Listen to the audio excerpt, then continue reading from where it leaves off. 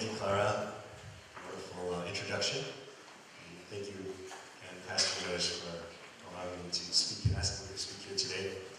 It's really an honor to be up here, and I hope I have something valuable to share with you. This will be my computer. Sneak preview. So let me get back to the beginning here.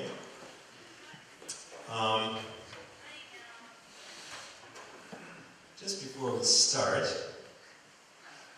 I'd like to tell you about two goldfish. There's two goldfish in a tank, and one turns to the other and says, "You drive, I'll man the gun." Get it? You're in a tank? Huh? Okay. I would like to pose the prospect that great humor and the most impressive jokes, such as the one I just told, obviously, are often predicated on the fact that the comedian or the person who wrote the joke took the effort and made the actual choice to take the perspective of his audience and see how the lead-in to the punchline will be perceived. Once he actually makes that concerted effort, puts himself into the footsteps of the audience, then he can deliver an effective punchline.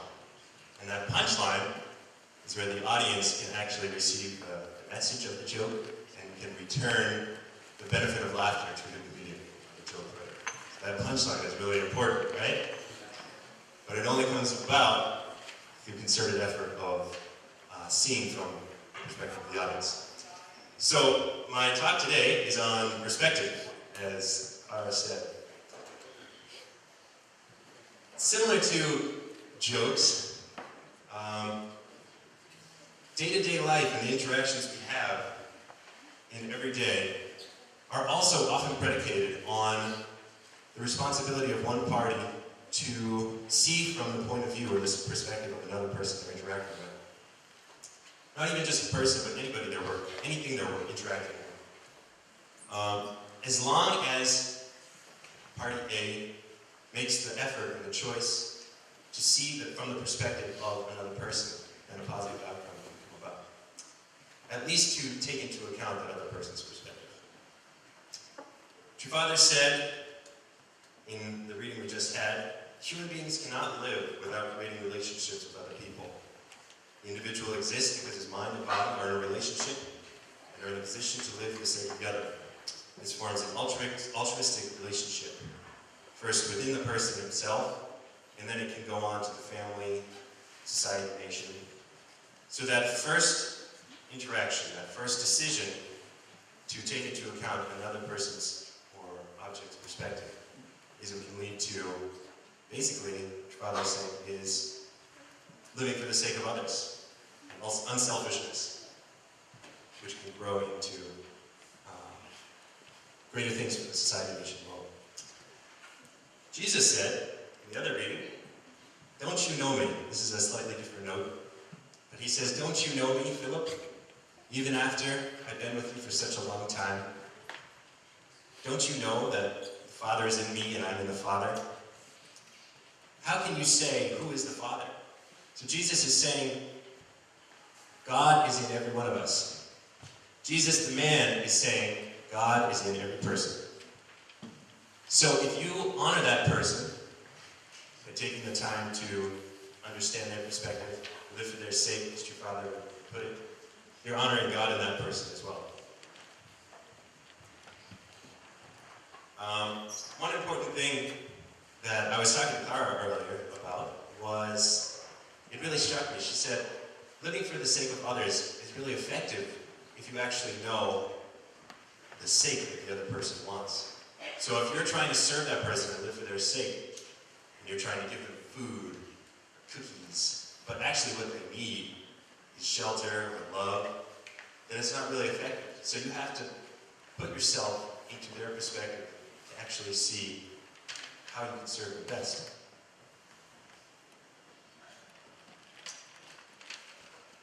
So, Jesus was talking about God within us. Father was talking about the the relationship of living for the sake of others.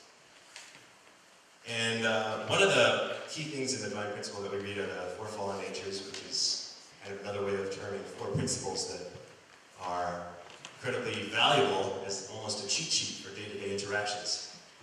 And how they stem is from the first one is seeing from God's point of view, which is basically taking the unselfish route.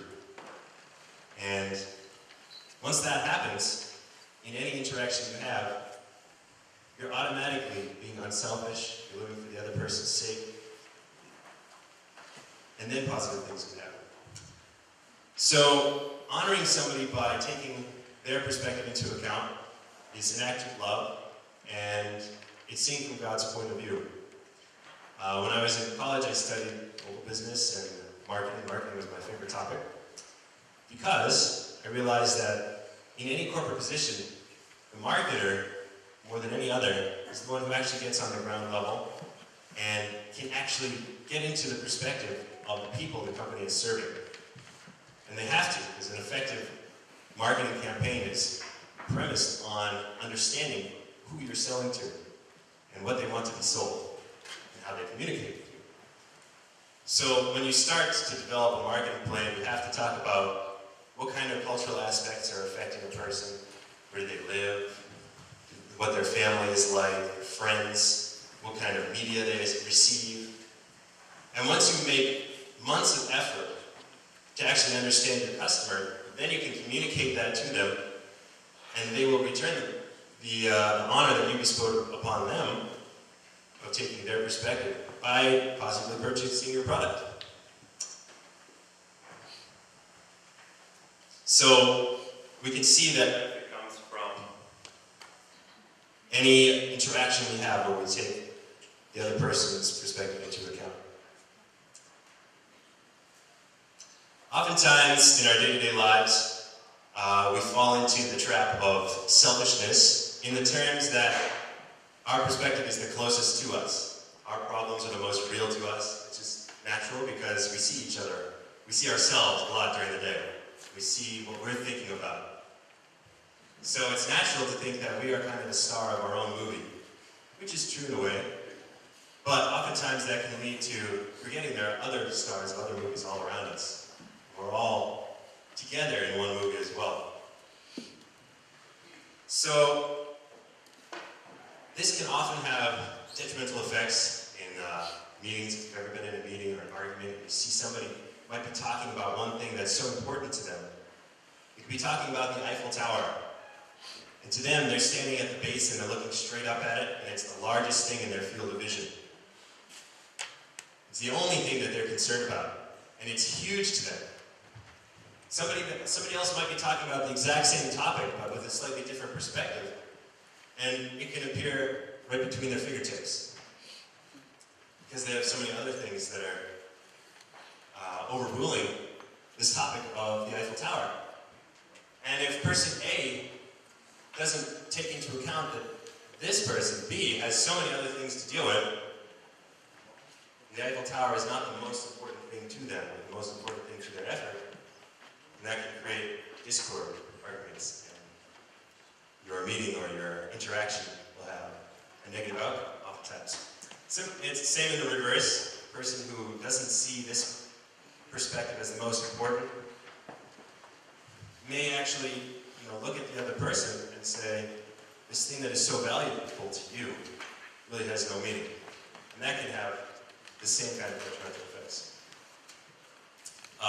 One example of not seeing from another person's perspective and having detrimental effects happened when I was about 4 or 5 years old, and my sister and I used to share a bedroom, and she was in one corner and I was in the other, and I was a little boy and I had a balloon, and I thought, as anybody would think who has a balloon, pardon me,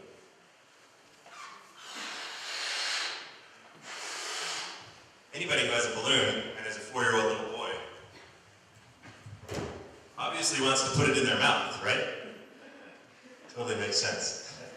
So anyway, I was sitting on my bed and I had my balloon and I was looking at it and considering how I was going to get it in my mouth.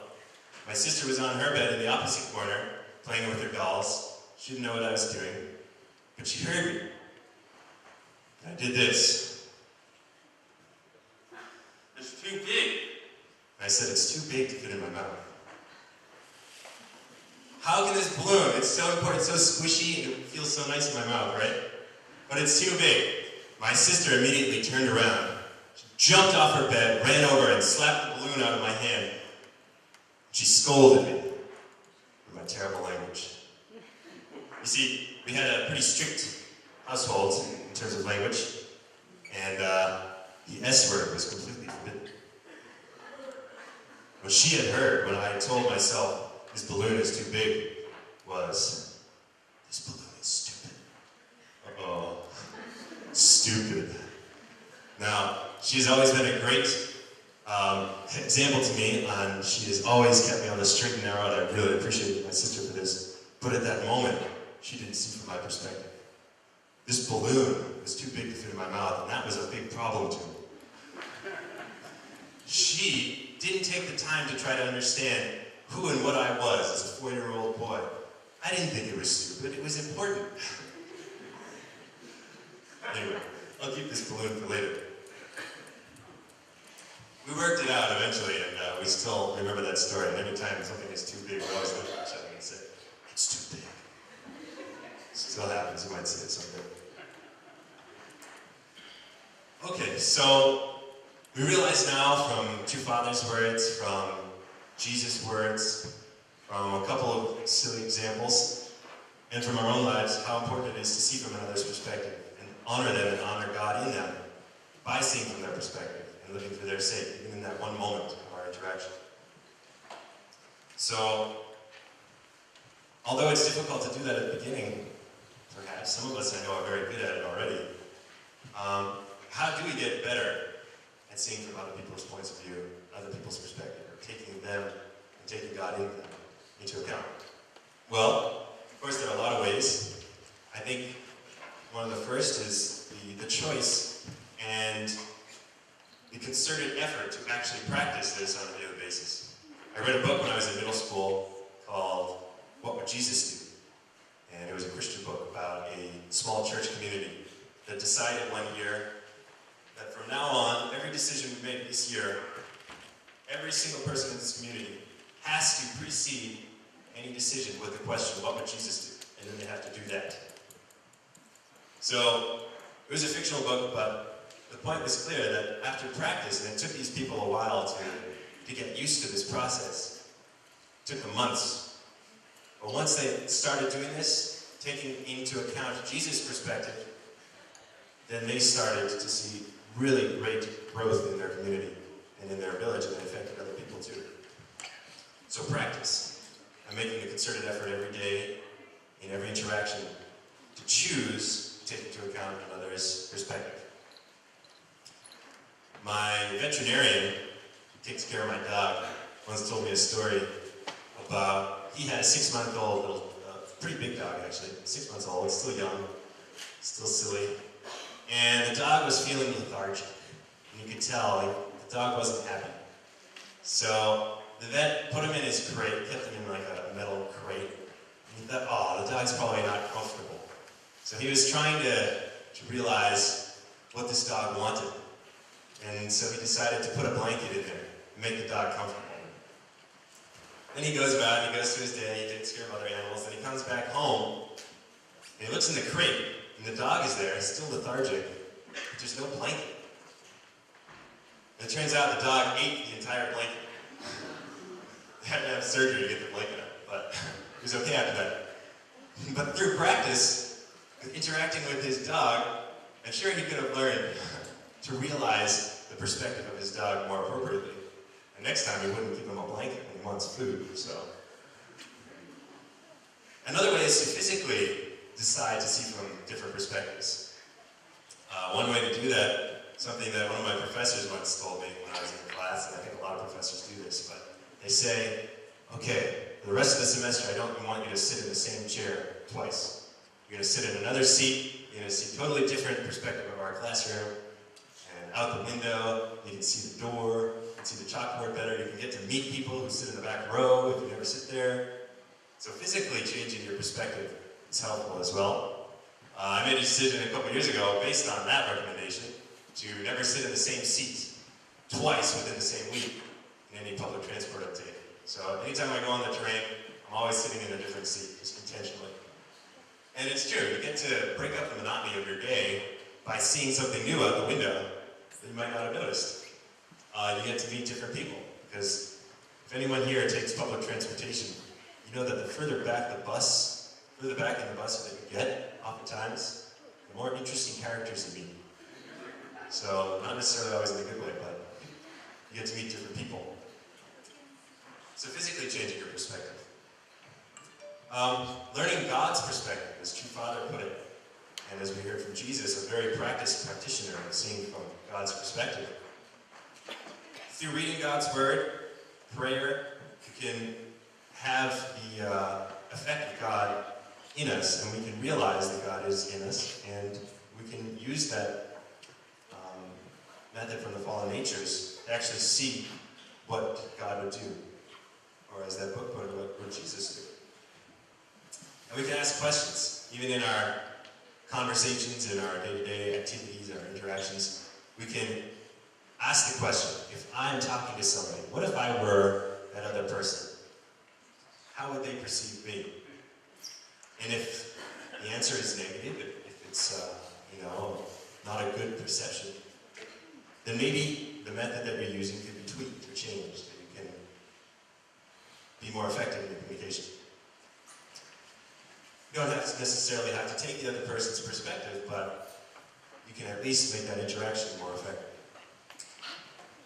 You could also ask, what if I was just an observer on this, and you can see these two people having an interaction, and you can say, maybe this person should tweak there, and this person should tweak there.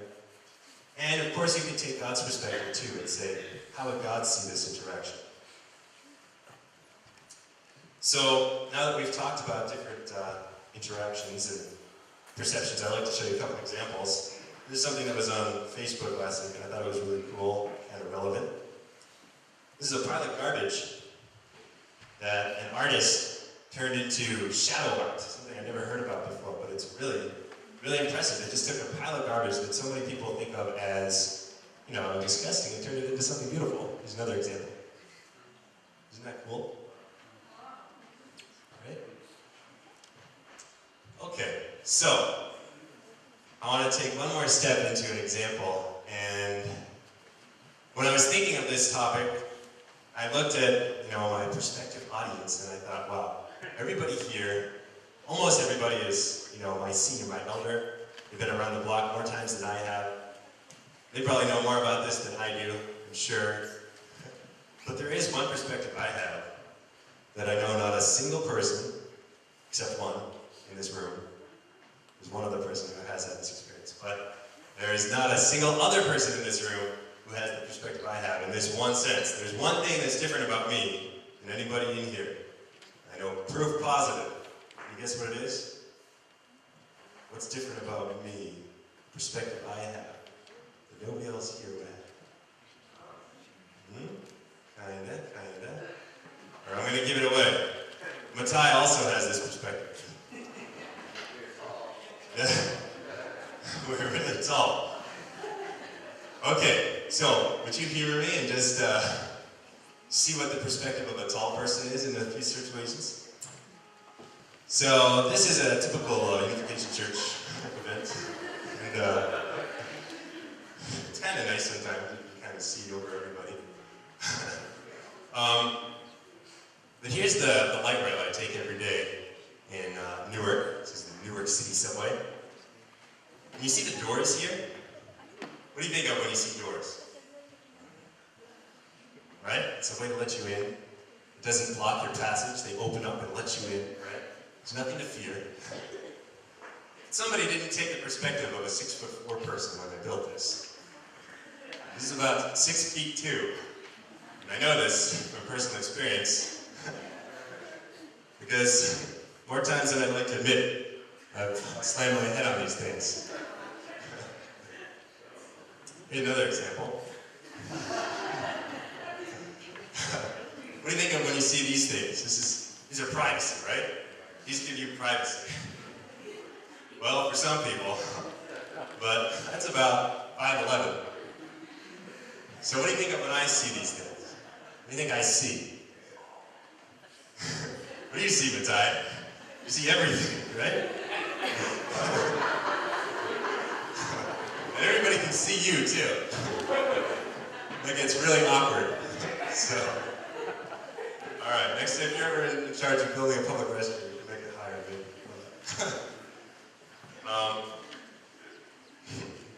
There's my bathroom example.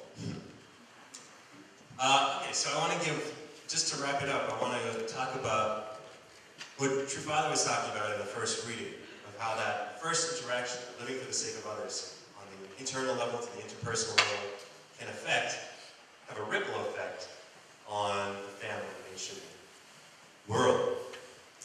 This is just a little example, and this is what actually made me want to talk about perspective this week. I was talking to my mom earlier this week, and she reminded me of how I learned the piano. This lady here is Kat Gilmore. Our families met when I was about 8 years old in 2nd grade. My sister and I were going to be characters in Peter Rabbit's play. Very good play. I think it was a musical. And one day at rehearsal, it was probably one of the first or second rehearsals of the play, we went there and I had a terrible earache. And my sister went in to rehearse. My mom and I sat on the front lawn. I think we were on a bench in front of this church where the rehearsal was. And there was a group of kids who were trying to practice their lines nearby, but I was screaming my head off because my ears hurt so bad. I remember looking down at my windbreaker, and I had like a pool of tears in my windbreaker because I was crying so much.